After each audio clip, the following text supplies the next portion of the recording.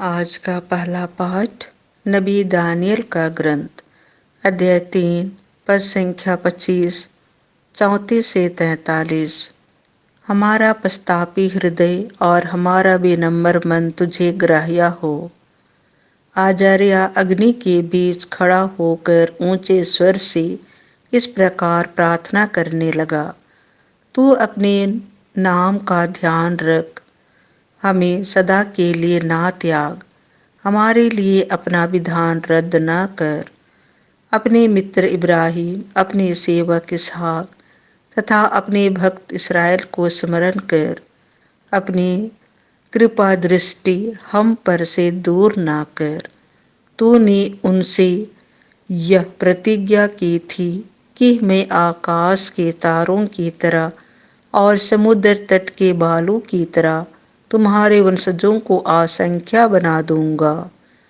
हे प्रभु, संख्या की दृष्टि से हम सब राष्ट्रों से छोटे हो गए हैं और अब हमारे पापों के कारण पृथ्वी भर में हमारा अपमान हो रहा है। अब तो ना राजा है, ना नबी, ना नेता, ना होम, ना यज्ञ, ना बलि और ना धूपदान। कोई स्थान ऐसा नहीं जहाँ तेरी कृपा दृष्टि प्राप्त करने के लिए हम तुझे प्रथम फल अर्पित करें।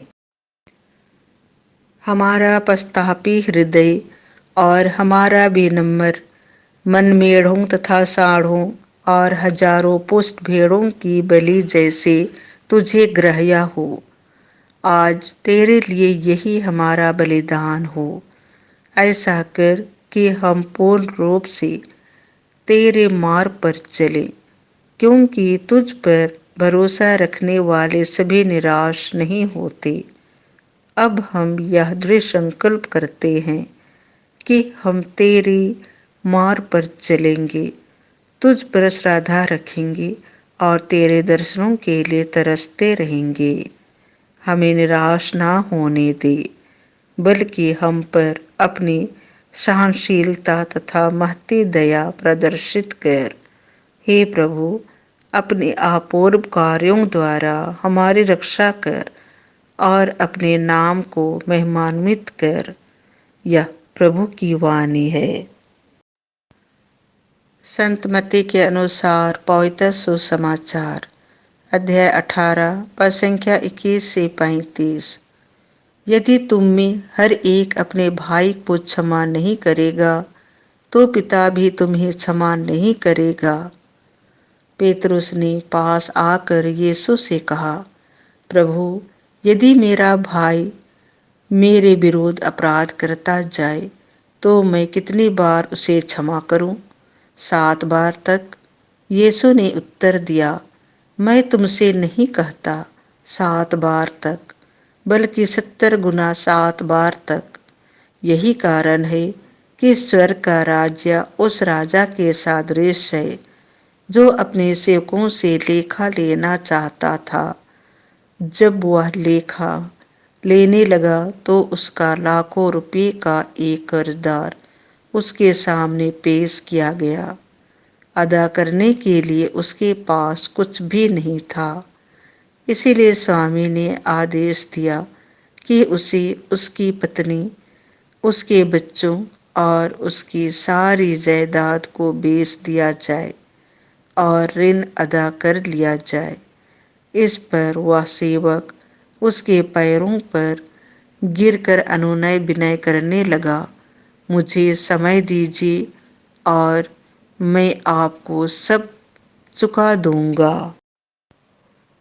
उस सेवक के स्वामी को तरस हो आया और उसने उसे जाने दिया और उसका कर्ज माफ कर दिया। जब वह सेवक बाहर निकला तो वह अपने एक सहसेवक से मिला जो उसका लगभग 100 रुपये का कर्जदार था। उसने उसे पकड़ लिया और उसका गला घोंट कर कहा, अपना कर्ज चुका दो। सहसेवक उसके पैरों पर गिर पड़ा और यह कहकर अनुनय विनय करने लगा, मुझे समय दीजिए और मैं आपको चुका दूंगा। परंतु उसने नहीं माना और जाकर उसे तब तक के लिए बंदीगिरी में डलवा दिया जब तक वह अपना कर्ज ना चुका दे। यह सब देखकर उसके दूसरे सहसेवक बहुत दुखित हो गए और उन्होंने स्वामी के पास जाकर सारी बातें बता दी।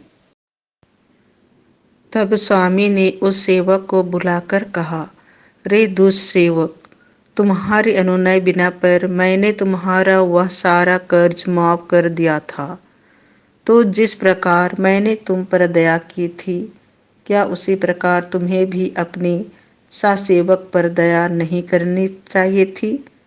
और स्वामी ने क्रोध होकर उसे तब तक के लिए जल्लादों के हवाले कर दिया जब तक वह कौड़ी कौड़ी ना चुका दे।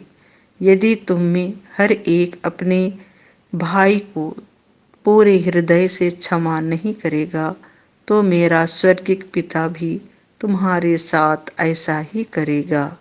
यह प्रभु का सुसमाचार है।